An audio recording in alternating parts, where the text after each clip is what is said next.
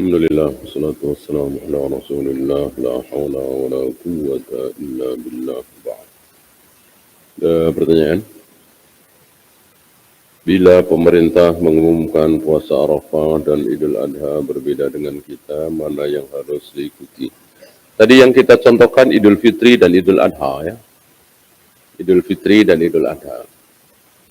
Satu Ramadan dan satu Syawal. Satu Ramadan dan satu Syawal.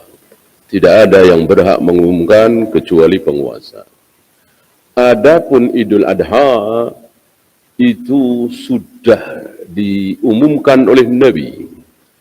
Sudah disebutkan oleh Nabi bahwa berpuasalah kalian puasa Arafah, dan Rasul dan para sahabat juga puasa Arafah, bukan sekali dua kali, itu selalu bersamaan dengan Rasul dan para sahabat puasa Arafah itu selalu bersamaan dengan wukuf di Arafah.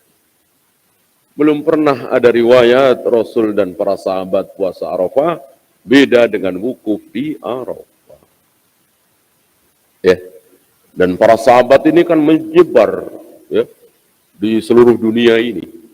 Kalau Rasul kan ya di Madinah. Rasul wafat kan para sahabat. Kita disuruh mengikuti Rasul dan para sahabat, ya kan? Tidak ada riwayat. Para sahabat puasa Arafah beda dengan wukuf di Arafah.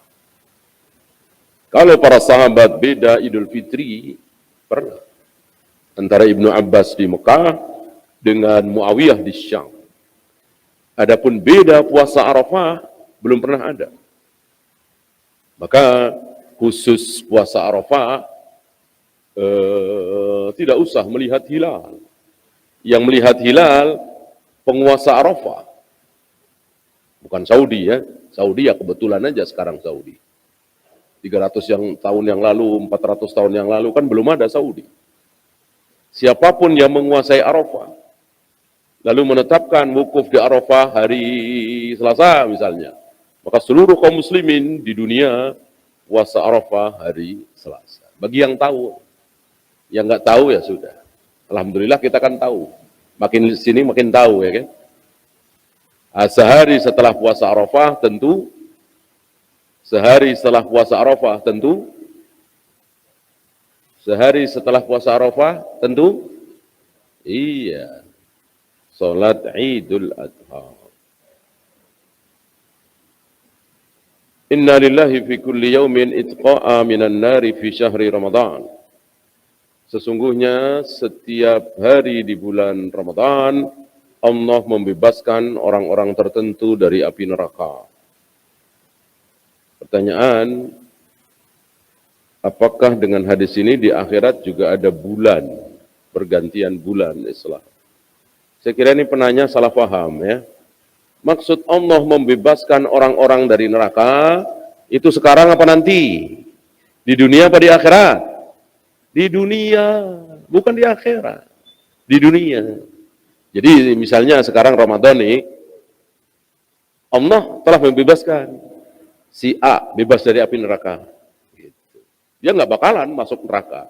Cuman kan rahasia, nggak ada yang tahu.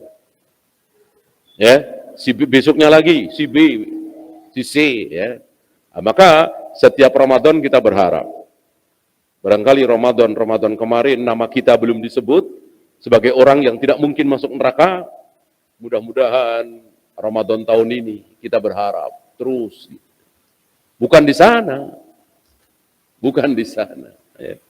Di sana kan apa? Tidak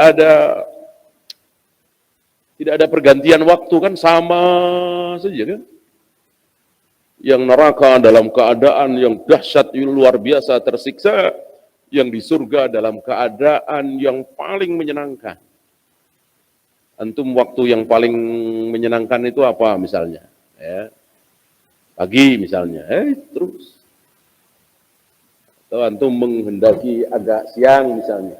Waktu yang menyenangkan terus. Nggak ada malam. Malam berarti gelap ya kan? Kemudian ngantuk, capek. Surga nggak ada ngantuk, nggak ada capek, nggak ada letih. Nggak ada lelah, nggak ada bosan. Bagaimana kehidupan seperti ini kita lupakan? Karena tergoda dengan kehidupan dunia yang menipu, sangat menipu. Bolehkah ketika sujud sawi membaca Subhana Rabbiyal A'la 3 kali? Ya, karena memang ini yang sahih ya. Yang Subhana man la yanamu wa la yasu kan tidak sahih. Maha suci Allah yang tidak pernah lupa, tidak pernah tidur, ini tidak sahih, maka tidak boleh diamalkan.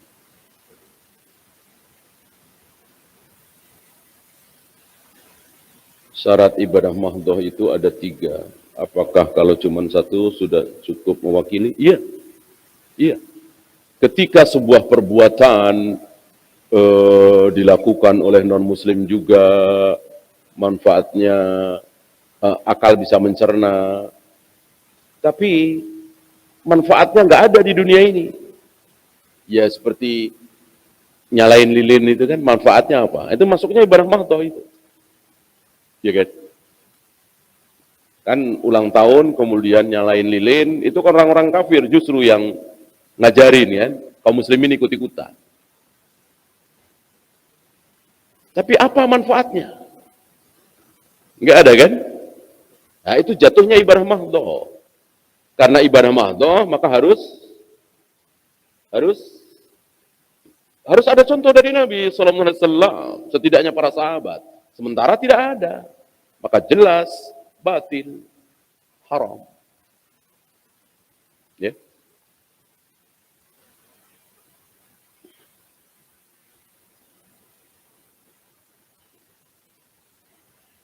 Di masjid saya ada perbedaan dalam menghadap kiblat, terutama ketika menjadi imam sholat.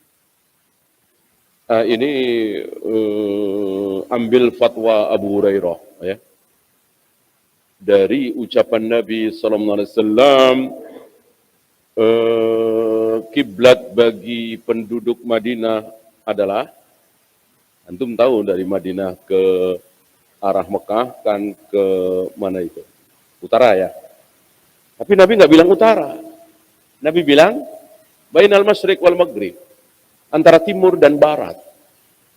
Gitu. Karena utara memang antara timur dan barat kan? Kenapa Nabi nggak bilang utara aja selesai? Karena kiblat itu ada toleransi. Jadi nggak harus plek persis terus sholat menghadap Ka'bah. Ya tentu berat sekali. La yukallifullahu nafsan illa wus'aha. Nggak mungkin. Nggak mungkin. Ya. Maka para imam memfatwakan kita harus sholat betul-betul menghadap kiblat, menghadap Ka'bah. Kalau Ka'bah kelihatan. Ka'bah kelihatan ya kita menghadap Ka'bah. Kalau kita Ka'bah nggak kelihatan, tapi yang kelihatan Masjidil Haram. Ya, kita menghadap Masjidil Haram. Masjidil Haram nggak kelihatan, yang kelihatan Mekah. Misalnya di Tabuk misalnya ya. Di Taif misalnya, yang menghadap Mekah. Ya, dan seterusnya dan seterusnya. Maka Abu Hurairah mengatakan seperti itu, toleransi itu. Nah, kira-kira seandainya untuk warga Indonesia, kira-kira Nabi mengatakan apa? Kiblat, kalau warga Madinah kan, kiblat adalah antara timur dan barat. Kalau orang di Indonesia, kiblat adalah antara antara utara dan selatan. Jadi nggak harus plok sekian derajat ya, antara utara dan selatan. Oleh karena itu tidak perlu karpet digeser-geser ya kan, kemudian menjadi mubazir.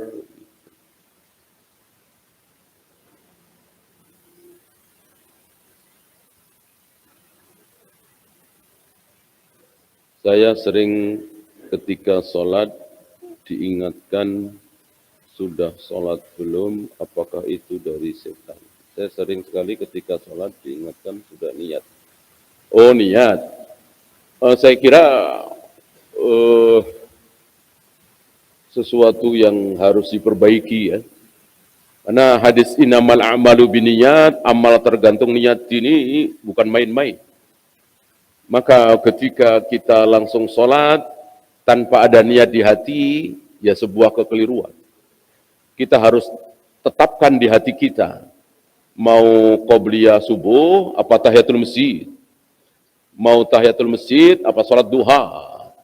Harus ditetapkan. Ya. Ya, itu saja. Subhanakallahumma bihamdika asyhadu an la ilaha illa anta astaghfiruka wa atubu ilaik. Assalamualaikum warahmatullahi wabarakatuh.